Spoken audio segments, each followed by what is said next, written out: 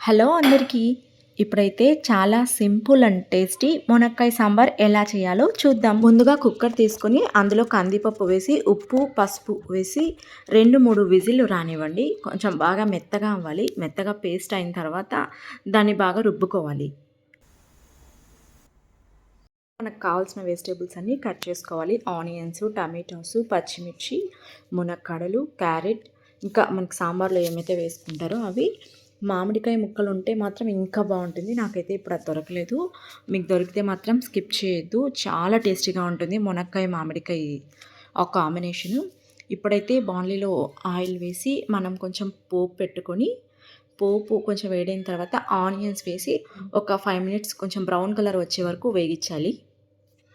ఇది బాగా వేగిన తర్వాత ఇప్పుడు ఇందులో వెజిటేబుల్స్ అంటే మునక్కాడ తప్ప ఇంకా ఏవైతే వెజిటేబుల్స్ ఉన్నాయో అవన్నీ ఇందులో ఒకసారి వేసుకొని, కొంచెం ఉప్పు ఇందులో వేసుకొని, పసుపు వేసుకొని ఒక 5 మినిట్స్ బాగా ఆయిల్లో వేగనివ్వాలి. మునక్కాడ ఇప్పుడే వేస్తే ఏమవుతుందంటే బాగా కుక్ అయిపోతుంది. అది అసలే బాగా మెత్తటి పేస్ట్ లాగా చేసుకొని ఈ తిరువాత పెట్టుకున్నదంతా ఇందులోకి ట్రాన్స్ఫర్ చేసుకొని ఒక 2-3 నిమిషాలు బాగా ఉడికించాలి. తర్వాత మనం సాంబార్కి చింతపండు పులుసు వేస్తాం కదా, మనకి ఎంతైతే కావాలో అంత పక్కన చింతపండు కడిగి నానబెట్టుకున్నాను నేనైతే.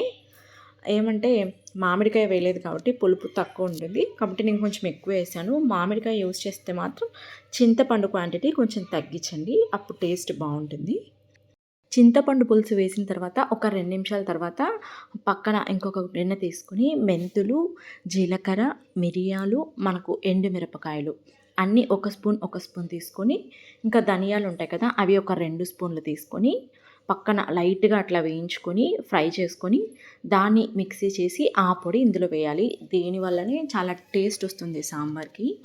దీంతో పాటుగా ఇప్పుడు ఉప్పు, కారం సరి చూసుకొని మనం మామూలుగా బయట దొరుకుతుంది కదా సాంబార్ పొడి, అది ఉంటే ఆప్షన్, అది ఉంటే అది కూడా వేసి సన్నగా తరిగిన కొత్తిమీర కూడా ఇందులో వేసి ఇంగువ చిటికెడు మాత్రమే ఇందులో వేసేసి అంతా కలిపి బాగా మిక్స్ చేసి ఒక 2 నిమిషాల తర్వాత మనం కుక్కర్ విజిల్ పెడితే 1 లేదా 2 విజిల్లు అంతే చాలు.